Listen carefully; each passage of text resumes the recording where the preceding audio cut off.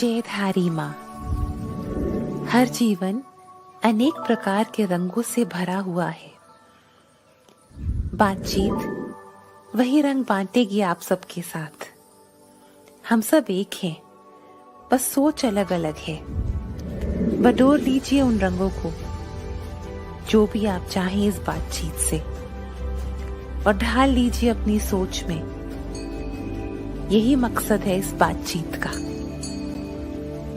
आइए मिलते हैं अपने प्यारे से मेहमान से। अतिथि देवो भव। जयधारी माँ, जयधारी माँ, जय हिंद। हमारी ऑडियंस का स्वागत है। आइए जुड़िए। A warrior can be gentle. A warrior can be very gentle. वो आप आज देखेंगे how gentle a warrior can be.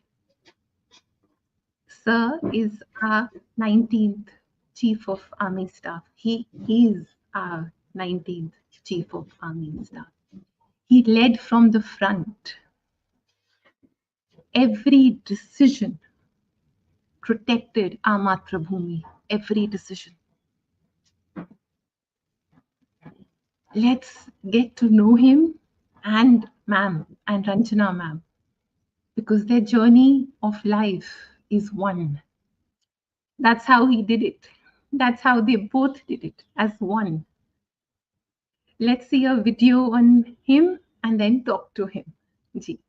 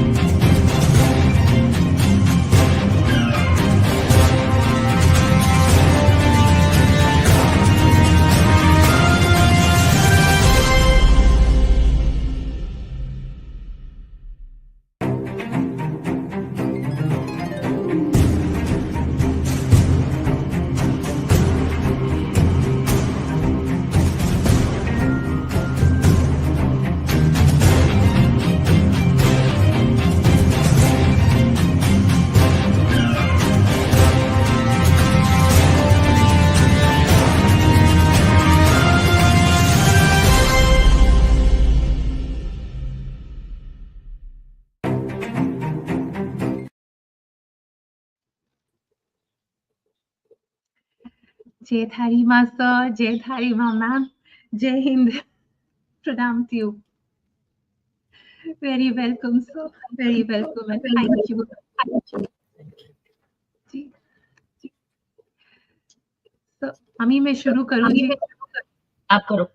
You seem to be very excited. Sir, we go to war because we respect life. We go to war only because we respect life and we want to protect life. There is no other reason to go to war. So, what was it like? How did you hold yourself together? How did you ground yourself while war was happening? Ji, sir. You talking of the Kargil War? Yes. And we go to war to protect our territorial integrity of our nation, and also, I would say, the way of life of our countrymen. And we obviously do not want that to be affected from outside influence. In 1999, we went to war because Pakistan dared to disturb our territorial integrity in the area of Zojila, Kargil, Ladakh, Siachen area over a frontage of almost 160 kilometers. And so we had to throw them out from the territory which they wanted to encroach. The decision to throw them out was given by the government to the armed forces, Army, Navy, and Air Force, and we did that work. That decision also included, the government asked us not to cross the line of control for strategic reasons, which we followed. So it became a major challenge for us, the three armed forces and others who were participating in that war, to throw them out and win that war, because after all, wars are won or lost politically, not so much militarily. The fact is that Pakistan tried militarily, but failed both militarily as well as politically. So you made sure who you were exactly dealing with, and you prepared accordingly. How do you prepare, sir? How do you prepare for war? The armed forces have to be prepared all the time. But then there are occasions when even the armed forces are surprised. In fact, the whole country was surprised. This war took place just a few weeks after the Prime Minister of India had visited Lahore and signed the Lahore Agreement with the Prime Minister of Pakistan. And they both had signed a document which said that we shall not wage a war against each other, and we will resolve all our problems on the conference table, on the meetings. But that didn't happen. Unfortunately, Pakistan did not follow the Lahore Declaration, and its army, under then their army chief, General Pervez Musharraf, they dared to enter into our territory surreptitiously. So that became a challenge. And so there was some preparation which was already there with us, because as it is, as I said, we have to be ready all the time. But then the surprise challenge was, I would say, additional challenge for us. And it took us a little time, I say about 15 days or 20 days. But then once we got our work together, and then we started challenging them on the peaks that they had occupied. And one by one, we threw them out. Protected our motherland, sir. You protected our motherland. Ma'am, pranam to you, ma'am. Ma'am, आप सबका ध्यान रख रहे थे when sir was leading from the front. You were taking it all forward through AVA. Ma'am, please talk about AVA and all that it does. And आपके मन में Before we do that, let's introduce Dr. Ranjana Malik. Let's introduce her. This is a decorated duo for the first time in our Baatcheet. Decorated duo. We've opened our Baatcheet with the decorated duo, which is General Malik and Dr. Malik. How wonderful. A doctor, and you were also captain in the army. That's right. And you gave up. And you tell us about yourself first, while the world knows about General Malik. I think the world needs to know about the real strength behind General Malik, along with General Malik, and what you did for AWA, the Army Welfare Association. I think it's been an amazing worldwide organization, very well recognized. So this is a decorated duo we have for the first time on Baatcheet. So over to you, Dr. Malik. You know, I spent a lot of time doing work for the AWA. Initially, I was a professional. I was in the army as a doctor. Then I did 20 years with the Oil and Natural Gas Commission. But I took premature retirement when he was a corps commander. And after that, I involved myself entirely with the army. The AWA is an organization very well known, but most people don't know what it does. After all, you have the responsibilities of looking after the welfare of the families of a 1.2 million strong army. You look after the families, you look after their parents, you look after their children, you look after giving them advice about vocation.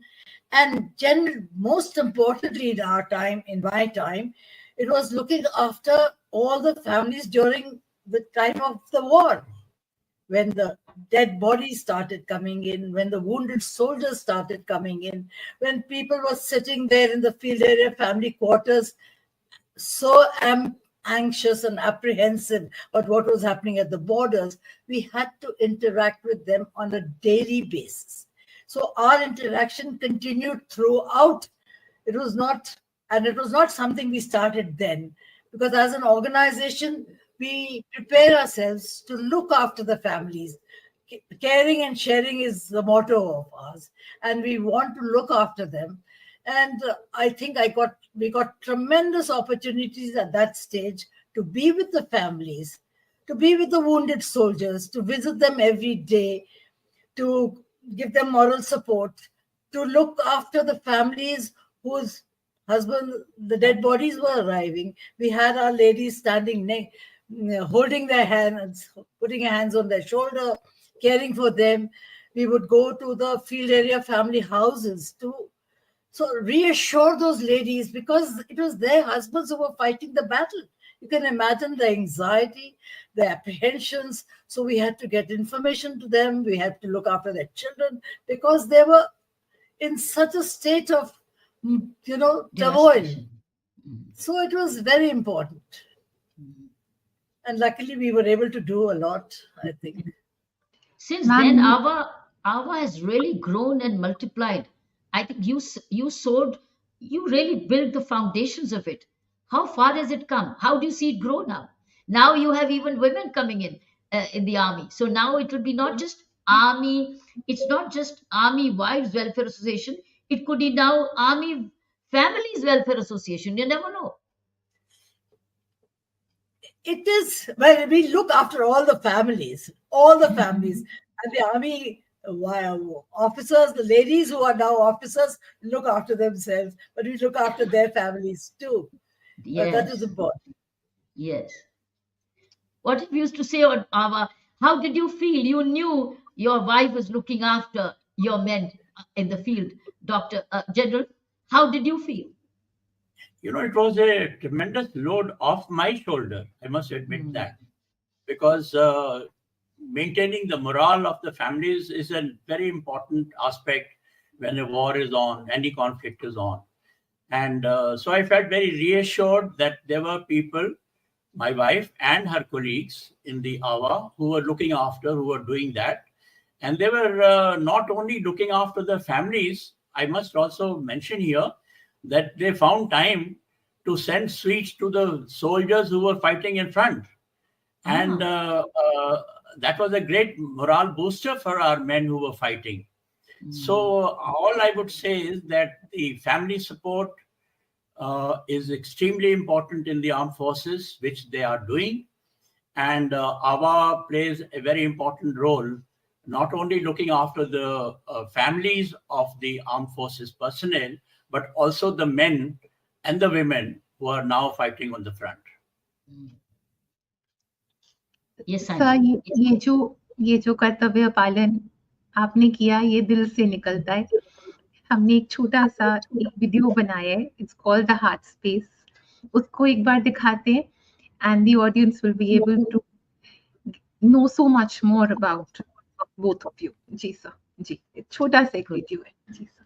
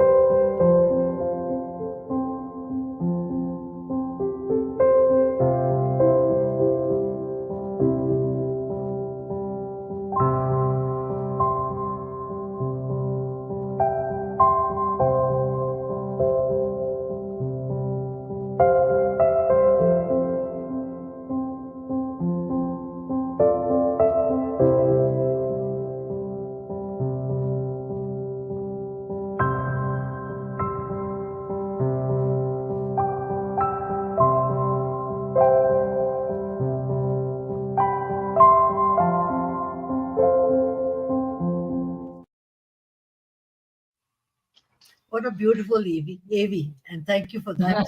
Thank you, Thank ma'am. you so much. Thank you, It's very thank well you. said. जी जी ma'am, आपसे एक बात पूछनी है. आपने कर्तव्य पालन तो सर्वोप्रिय है, उससे बढ़कर कुछ नहीं है. Your dharma is everything to you, and your being there for sir, being his strength, being his arms is everything to you. But ma'am, just asking as a wife, आपने खुद के दिल को कैसे संभाला? You know, being the wife of an army officer, it is a commitment. So your commitment, you're so involved with the organization. There's no way you don't think about it. You are involved with every army wife, every soldier's wife, every soldier. And it is a way of life that you learn to live with. I mean, it's not like I'm doing something extra for the organization, but it is a part of your existence. And I think you must do it. You must show the way. I felt that you have to lead them into things and do things with people, and not or ask them to do something, but do it with them. And it was a pleasure going from place to place. And I think the amount of satisfaction one got when one was able to reach out to these families in every respect, you know, whether it is caring for them, whether it is even after the war, to teaching them to be confident women, to stand on their feet, to become financially independent. It was very important to do that. You can't just leave a young widow who's lost her husband on the road. Saina, army life is all commitment. There is commitment in the army life, and the Army Wives Welfare Association, one of our branches, if I can use that word, is also as committed as the rest of the army is. Ji, sir. I've yet read what Dr. Ranjana said. She said, when you marry a soldier, you don't marry the individual alone. You marry a way of life, as you said. Yes, this way of life is different from any other career out there. Any other career. You learn to belong. You learn to listen to your seniors. And you learn to take care of the people under you. That's what you said. That's correct. That is so. But I just wonder, Saina, 1 minute. I just wonder that when you are young, you're not coming trained while your husbands, generals, and the others go for training. Like you did, you were a captain in the army too. But many of them are not in the armed forces. The wives are not in the armed forces. How do they groom themselves to be prepared for this role? As they enter the army, there's an institution which each lady becomes a member of the Ava, and they are groomed by their seniors and taught how to interact with each other and to reach out to others and help them. I think this happens at the unit level when you go into the army. And from there, it goes on and on when you learn how to care for each other. Because in times of distress, there's nobody else around you. You know, with nuclear families today, the women there in the units are alone. So you learn to care for each other and you learn to help each other. And it comes so automatically. And the higher you go, you learn to teach others also. In And fact, it's you very show by example. You show by example what is to be done. exactly. In fact, it's very interesting. While the nation hires, or not hires, appoints, recruits a general, let's say an army officer who happens to be a man, but also gets another person, a general, literally in the making, alongside as his spouse, which is wife. Isn't it very interesting? Some people say that the wives have a higher rank. At least in the house, I know they have. But the nation gets a 2-in-1. One is a general who will fight on the front, and here's the general who fights from behind the front, at the front of the house, which is the backbone of the general. In fact, the nation actually gets 2-in-1, not 1-in-1, 2-in-1. But actually provides for one, pays for one. I'm using the word pay. Pay is a very small word for a want of a better word. But the general, behind the general is another general who is in the general, self-made general, self-developed general, self-committed general. You know, Like there's you were. this feeling of belonging when you feel that you need to do something for someone. You know, you have the desire to help, and nobody needs to teach you, nobody needs to pay for you, but that feeling is within you, it's ingrained, and you learn from the time you step into the army. Yeah. You learn how to reach out. Yeah, you are self-appointed. Actually, you assume the charge by a sense of belonging yourself. And you know, it improves our bonding in the army, not only within the family, but also in the entire army, I would say. And that bonding is extremely helpful when we are in a conflict together, all of us, the army I'm talking. And it is extremely helpful. So what you are saying is right. The fact is that the organization becomes very strong. In fact, I must tell you that I do tell this to the corporate that, look, if you were to look after the spouses of your employees, you will probably get better results in your companies or whatever organization that you are leading. Unfortunately, our corporate world does not pay adequate emphasis on this aspect that the armed forces have of the bonding with the families. Why do you think, General? Because you have also been on the corporate worlds. Why do you think? Why do they not unite like this the way you do? Even police forces don't. Even police doesn't have such a robust organization. Why? Why do you think? Is it because they're in competition, or why? Why is the spirit lacking? No, look, every organization has to create the right culture. And fortunately for us, our predecessors were able to create that culture which is being followed. And our effort is to maintain that good aspect of that culture. Now, we, of course, have some advantage because most of the time we live in cantonments. So we are able to be close by to each other. Our children are studying in schools which are located in the cantonment. So all the advantages of the cantonment, the hospital, the sports field, the educational institute, so that being so close to each other, that is very helpful. But then I said, yes, we do have that advantage, but the others can also create something close by. Or even if they were to hold, say, get-togethers 3 times or 4 times in a year, where they would get all the spouses and the children and everybody together, that itself will create a better bonding than they have at present. Otherwise, today the employees just come, work, and then they go back. That bonding which is required in any organization, whether it is business or it is the armed forces, that is not there as much as we have in the armed forces. Plenty for the rest of the careers, professions to learn from you, both corporate world and even in the service sector.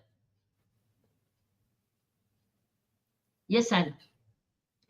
Ma'am, I'm fascinated by your courage and your heart. While courage of the heart is a big part of love, there is another thing. You would write to Sir every day, and the letters would take 3 weeks to reach him. And then he That would is reply to those letters, and it would take 3 weeks to reach you. And you would make the kids write every day. You would make the children write every day. There was no communication otherwise. There were no telephone calls. He was in Nagaland. I was in a place like Jabalpur. And a letter would take 25 days to get to him, 25, 26. So we wrote every day because I felt he mustn't miss out the single day of the children's growing up. Oh, nice. You know? So one kept in touch like this, and the letters would come after 8, 9 days, and you put them in order date-wise to read them in the right order. Well, that is how life went on. And today it's WhatsApp today and delete tomorrow. But those feelings lasted longer. You were able to convey much more to each other than you can convey in today's telephone conversations, I think. Even your romance went through letters. You said that even before you were finally decided to get married to each other, your courtship was through letters, wasn't it? That's right. That's right. Because I had already been selected for the army when I met him. And I went away and joined my training center in Lucknow. And he wrote to me. And when he wrote to me, I wrote back. And so we continued to write, but we were not emotionally involved at that stage. We got to know each other much better because we were communicating. I was writing to him all about my training center, and he was telling me about army headquarters. And after that, we met, and we thought we knew each other much better by then. Have you preserved the letters? Have you preserved those letters? I had a whole pile of letters for years and years. Because he's done every posting in field area. Every operational posting has been in field area. But during this COVID period, I sat down one day and destroyed them. I said, God knows what is going to happen. Why should these go into anyone's hands? So I did tear up quite a few. No, you tore up a treasure because you could have really published it. You could have published it. This is a treasure. This is a legacy. Some treasure letters with tears on them, because husband has not come on leave for such a long time. But I want to read them again and again. Oh, nice. So, trust has to be earned. But वो कहने से नहीं मिलता है, वो करके मिलता है. और आपके जो soldiers हैं और मेरे को ये प्रेजेंट टेंस नहीं बोलना है. आपके लिए वो बहुत ट्रस्ट है. आपके लिए वो बहुत प्यार है. That's a very important message of leadership, sir. क्योंकि सिख लाइट इन्फेंट्री के साथ जो आपका बॉन्ड है, it's for life. वो करके मिला है सर, वो trust. What does it take, sir, to... So you talk a lot about leadership in various forums. I've heard you. And could you tell us the key leadership qualities you've practiced and propagated and instilled in your rank and file? Could you share some of the key leadership practices? Yes. Firstly, let's understand what is leadership. Basically, leadership is being able to get your team to do the work that you have in your mind. And so you explain to them that this is what I need to do, and this is where I want your help. And then you influence them to do that work successfully to achieve the aim that you have in your mind. Now, I must tell you that over the years, what I have learned, there are 5 simple takes on leadership. The first one, the basics do not change. From the time I learned leadership in Indian Military Academy or even in National Defense Academy, those basics have remained with me throughout my career and even today. The second thing is No, that explain the basics. Can you explain the basics? What were those basics? the basics are that you lead from the front, you trust them, and they will trust you. Don't Those do basics. anything. Don't do anything which puts them in a doubt about your character, about the work that you are doing. And so there should be absolutely no suspicion in anybody's mind. The next thing I would say is hard work. Anybody who says that you can become a senior leader without working hard is not telling you the truth. Everybody has to. The other thing which is very important, I must tell you, is that actually leadership is just about, the knowledge is just about 25 or 30%. 70% or 75% is how you deal with the other human beings. Right. They are in the army or outside. Today, even in the corporate world, if they accept me today as a leader, as an independent director, it is because of that yes, I can deal with people properly. After all, dealing with people is creating trust. Again, the third aspect that I want to mention is that as a leader, you always accept challenges. You don't back away. You don't shy away from challenges. Yes. And the challenges do come your way, and you must learn to accept them, because challenges must be taken as an opportunity whenever they come your way. And last but not the least, I would say, is also depends on the opportunities that you get. And some people make use of those opportunities. The others again shy away, and they miss out on them. So some of these important aspects, as I said, character is the most important issue when we talk of traits. No, character means everything: honesty, discipline, honesty, integrity. All those aspects come under character. Never permit anybody to doubt your character. I can say that a very large number of our political leaders in particular, they lose trust because when their wrong side of character comes into, they display that. Yes. And so that's the most harmful thing as far as leadership is concerned. You must maintain that the right character and let it be known, let it be seen that way. You are known to have broken hierarchies. You're known to have broken hierarchies. How did you? Can you recall an incident where you did break a hierarchy and protected the officer who wrote an email to you?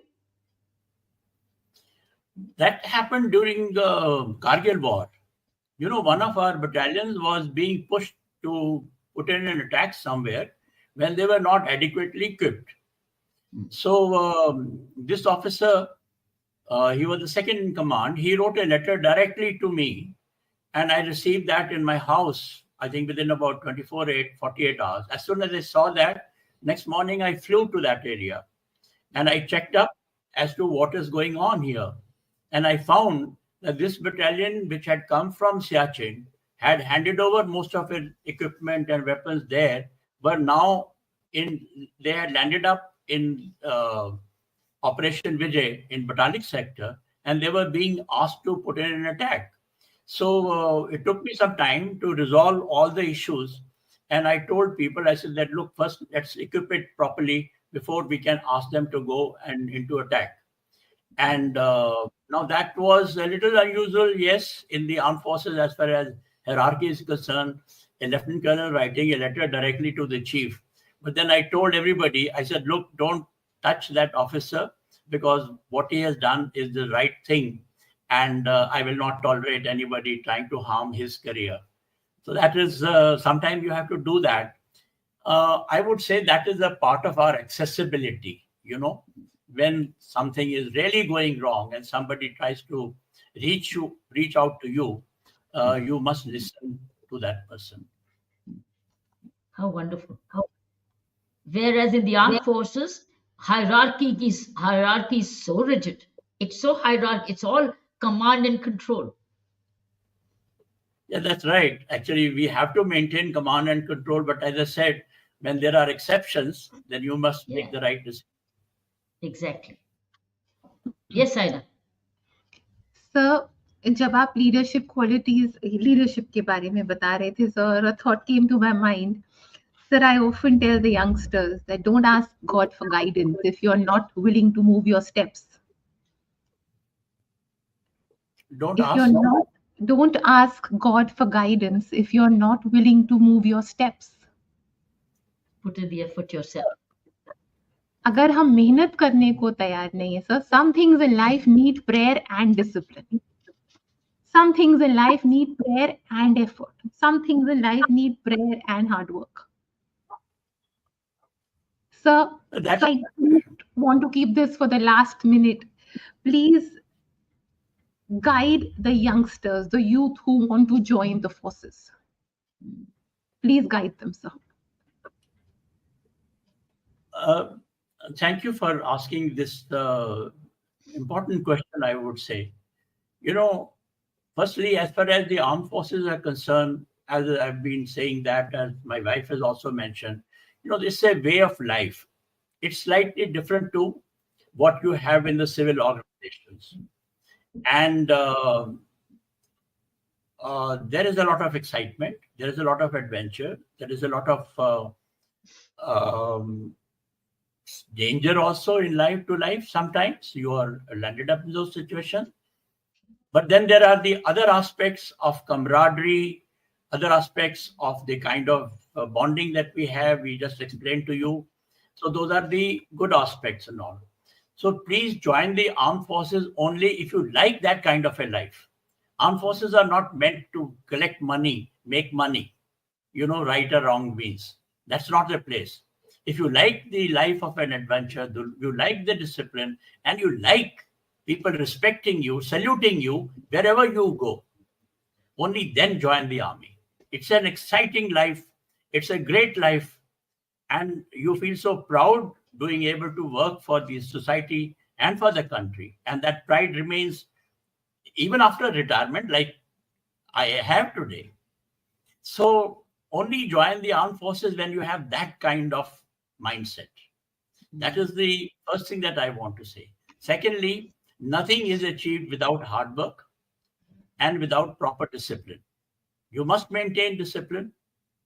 Discipline is not just saluting, it also means doing the right work at the right time in a very sequential manner. That is discipline. And the kind of sanskar that we have within the families, within the schools, within our society of respecting the senior, obedience, of dedication to the work that is given to you. All those aspects, you must be prepared to do that. And then you should be able to join the army. But having said all that, I would say armed forces are today one of the best profession in our country, anywhere. So if you have that kind of ambition to join, and you have that kind of dedication, and you have that kind of mindset, do join. You will never be satisfied in any other profession than in the armed forces. Are you looking for born leaders, or will you make them leaders? I don't believe that the leaders are born. No, I don't believe that. I believe the leaders are trained. It is their own hard work, the kind of opportunities that they get. And so therefore, leadership there are no born leaders. Anybody can today. I mean, imagine today you have a prime minister who at one time was a chaiwala, so to say. And similarly, you have the kind of president. I mean, there are 1,001 examples I can give of people who have become leaders and are very respected leaders, followed by millions and millions of people, because they were not born, but they worked hard and they found their way up. India has those opportunities today, whether it is armed forces or any other profession. So if you are prepared to work your way, the opportunities are tremendous. Even early entrepreneurship, since you mentioned about our Prime Minister who started to sell tea at the railway stations or wherever, I think he was learning entrepreneurship, enterprise, going the extra mile, hard work, self learning, self reliance as a young boy. I think when you pick up these ropes of self learning, self dependence, right? Entrepreneurship. That's what we're trying to do in our new national education policy. Why is skills training coming at the ninth and 10th standard now? Is to learn to be an entrepreneur at the school age. So I think what we may say that he was selling tea, I think he was learning. He was learning leadership. If you ask me, he was learning to find a customer, a client, and sell his tea and marketing. That's what you say, marketing, wasn't it? I think when you do these small things as a child, you are actually grooming yourself to be a leader of tomorrow. You are learning to take risks. You're learning to go the extra mile because you want to sell a product. It's marketing a product. Are your scenic schools, are your scenic schools grooming leaders like this? Grooming leaders to be leaders of tomorrow? I entirely agree with you. Firstly, I must say that entirely agree with you. You have a very grounded person who's able to continue to work hard, who is able to uh, learn all these aspects of leadership and innovate all the time, and work for better and better circumstances. Yes, our SANIC schools and the NDA and IMA particularly. I must say this, that our basic institutions like the National Defense Academy and the Indian Military Academy, there is no better place for grooming leadership as these are. You know, and the kind of work that make you do, the learning that you have, the skill that you develop in all those places are tremendous. Other than the aspects that you have mentioned, which some people learn while on the job, that any kind of job that they are doing, I also feel that I think the leadership needs to be taught in schools and colleges as a subject. At the moment, more emphasis is on academics, history, geography, maths, physics, chemistry, all these things, and skill learning that they have now introduced in senior classes. But I would say, along with that, after all, leadership is also a good subject in which, if we were to start learning leadership along with our civic science or any other social sciences that we have got, I think that will also do a lot of good. Most people don't understand what is leadership till they grow up and they are put in a particular job. So that is another aspect, along with whatever you have just now said, which needs to start at the younger age. So I think it's probably knowing and doing. Knowing and doing. Knowing Yeah. and doing. No, It's by doing. It's knowing and doing. It's by doing you learn immediately. It's internalization of learning. What do you think, Dr. Absolutely. Ranjana? even in schools, you have houses for sports and other activities, and there are school captains, house captains who do show Yes, the way, whether it is exactly. sporting activities or other activities or debates and other Mm. things. So they also take on the leadership mantle because they have to show the way. The So I think NCC, the NCC, the NSS, I think an it's all Again, example. grooming leadership. The NCC, absolutely. the National Cadet Corps, all I the joined wings. Yeah, NDA. I yeah, joined NDA at the age of 15 and a half, yeah. National Defense Academy. And I Oh, got my commission at the age of nearly 20, 19 and a half or so. But throughout my 4 years, I went through having one stripe, two stripes, three stripes, and I passed out as an under officer. So that's right. throughout that training period, also one was learning leadership along with the rank that was sort of given to me Yes, as part of my growing up. exactly, sir. Yes, Saina. So, taking the leadership conversation forward, sir,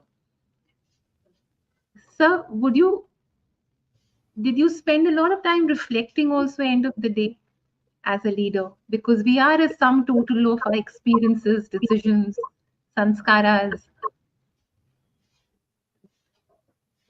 our free will, the karmic journey. So these are important aspects, the spiritual decisions we take.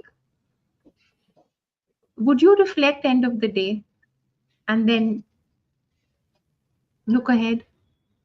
Reflection. I think it's an important thing. Again, I developed a habit of being alone for some time over a short period in a day. Whether it was taking a walk in the morning or in the evening, when in field area you have time because the family is not there, you have all the time.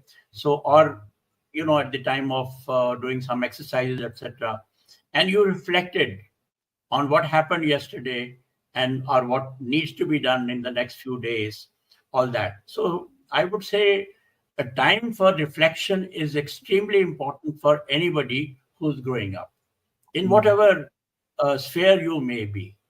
So do deserve a time for reflection in your daily life. That is important aspect.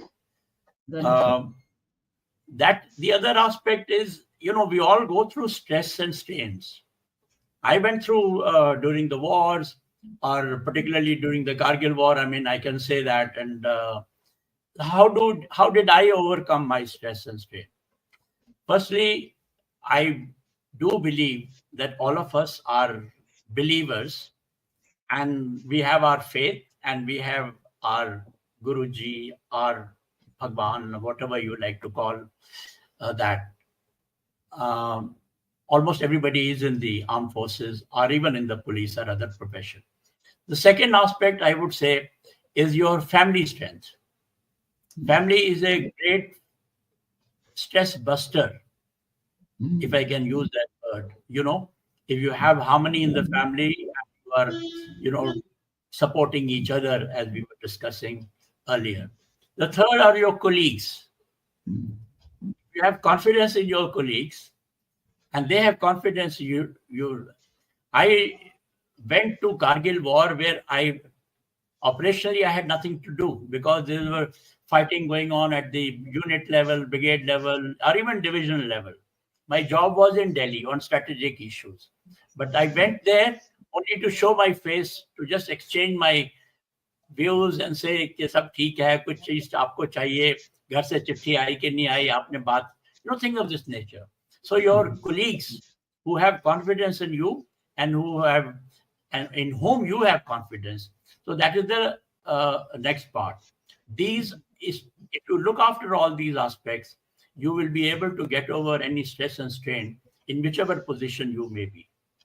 So I have always said that, look, do care about these aspects.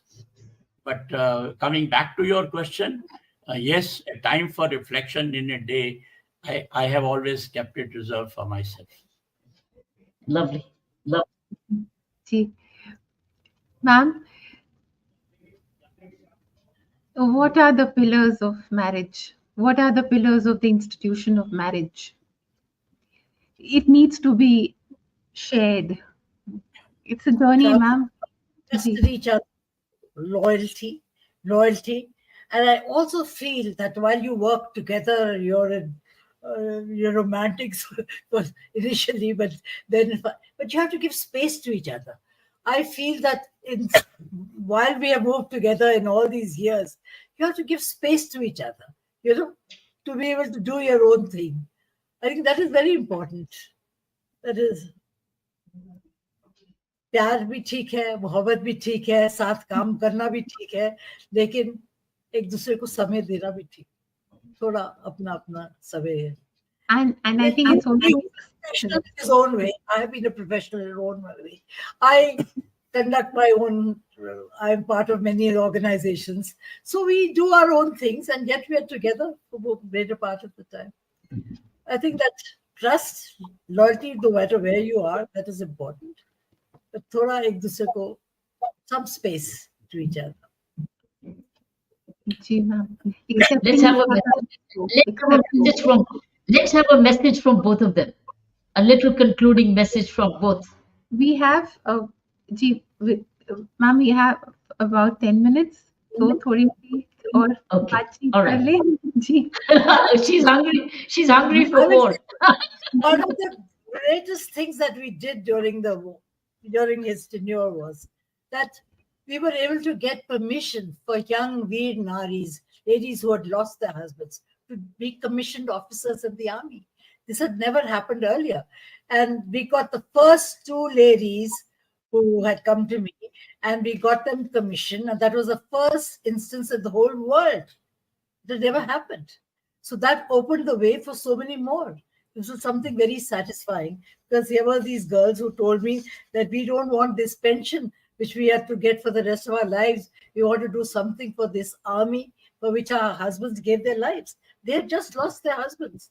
And they had come to me. And after I spoke with him and he spoke to the defense minister, things just happened. It was just the right moment. And it opened the way for so many others. I think that was a tremendous thing for a young widow whose husband has died in war, to be able to wear the uniform and do the same task that her husband did. You know, I thought that was. I got an opportunity to meet some of these commissioned officers in some of your latest AVA functions. Mrs. Yes. Pandey called me, invited me to one of those where they were recognizing these commissioned officers who had emerged from pension now and as officers in their own right. I met some of them, and they were very proud of what they'd done. And some of them were in the middle age. They were in a high age, plus 30. Yeah. So the one who's retired now, the first lady, she's just superannuated. She settled here in Mohali, and her daughter is in Canada, and she's very happily settled. She's had a whole career in the army. It was a bit of a challenge because firstly they were married, and they had children also. One child, I remember, when these ladies came. But luckily, when we explained the whole issue to the defense minister, he took it very well, I must say. And so he said, okay, if you believe, aap chithi likh do. I'm talking of Mr. Mulayam Singh Yadav that time. He was the defense minister. So I wrote that letter, and within 3 months, they started. The other thing that we had to explain to these girls was that, look, there will be no concession given to you. You have to work as hard as anybody else. All the girls who are joining the army otherwise. So you have to compete with them. Don't ask for any concession. Okay, my child, posting. And that is how they have been doing. So they have done their bit, and we try to do our bit. Sir, मैं यही पूछने वाली थी कि armed forces के बच्चे, जो हमारे बच्चे आर्म्ड फोर्सेस के, उनका माइंडसेट सर, क्योंकि it's a very different environment they grew up in. What is it like, ma'am? Look, I must tell you that firstly, generally I find that the armed forces children are doing very well in life. And primarily because they have developed that adaptability very well.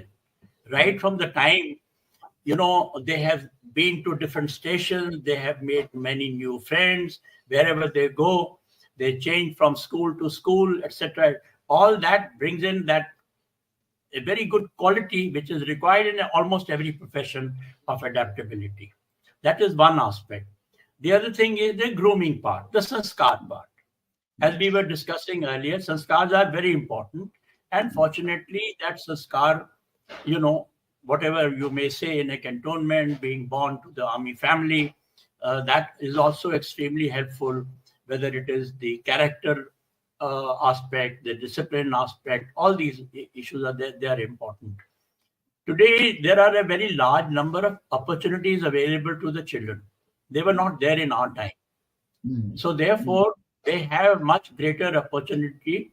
And I must say that the parents are also encouraging them to join whatever the child likes, whether it is Now, my daughter wanted to join a corporate sector.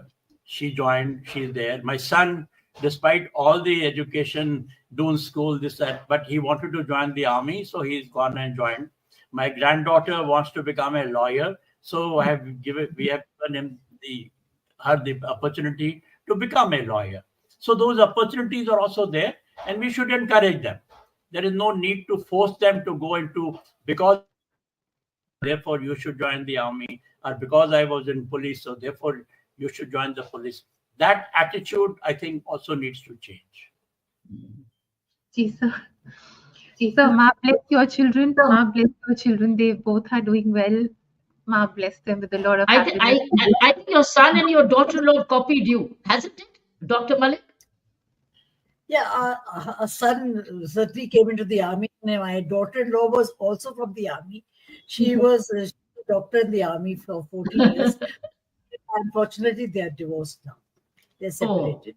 I see. And so Sachin is in Kargil, and Our daughter is in USA. And their daughter is a lawyer who's now doing a post-graduation in law in UCLA in Los Angeles. And our daughter is an engineer by profession, but did her MBA in finance in USA. And she has been working there for the last 26 years. जी ma'am God is kind, रब रखा। Sir, मुझे आपसे एक बात पूछनी है, वो ये है कि हमारी सादगी, हमारे सोल्जर्स की सादगी, there is yet simplicity. There is a lot of simplicity in our soldiers, in their families, in their needs and wants. उसके बारे में बताइए सर।